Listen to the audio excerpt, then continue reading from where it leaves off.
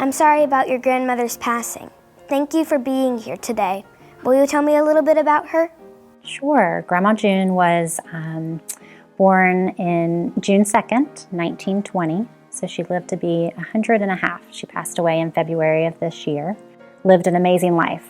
She saw so many things through her life. So she was born in Ashtabula in Ohio. Met her husband at Kent State University when she was getting her degree in education. Married her husband John and served as an elementary school teacher and a minister's wife for many, many years. They moved to Florida. 1957, I believe, is when they moved to Miami. And she worked as a 1st through 4th grade teacher in Miami for 26 years. And then in 1990, she moved to Tallahassee to be near her daughter, Marcia. And so she got to see her grandsons grow up. And it was when she moved to Tallahassee in 1990 that she became extremely active in volunteering. So she lived a very full life, and she passed away in February at 100 and a half years old. Tell me more about what Miss June did to stay active.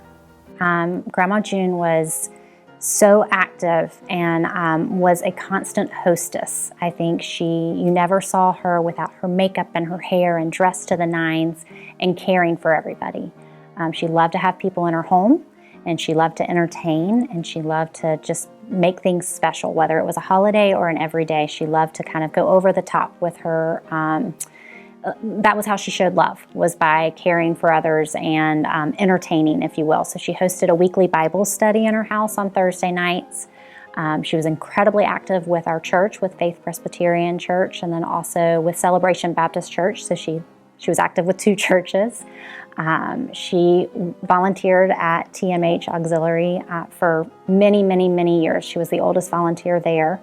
There was not a day that went by that Grandma June, up until she was 99, almost 100 years old, she had something she did every single day. Can you tell me a funny story about Miss June? So Grandma June, she moved to the Grove at Canopy in February of last year, just before coronavirus. And she lived completely on her own up until that. So she stopped driving when she was about 98 years old. And then we worked with the driver and somebody that came in and helped take care of her. But she lived on her own completely until the end.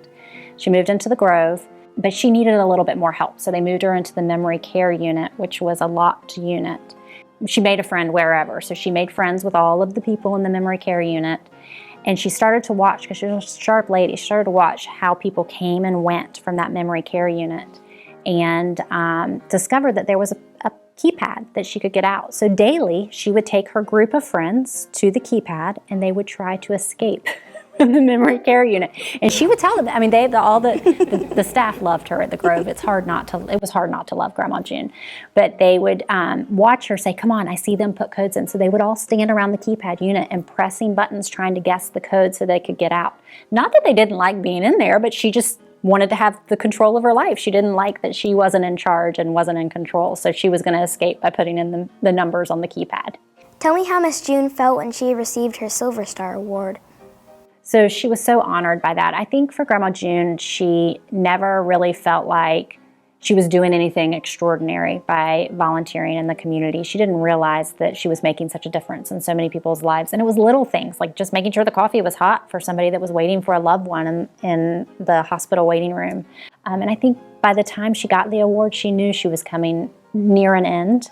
And was just feeling accomplished with all that she was able to do and give back and teach us about how we should care for our community.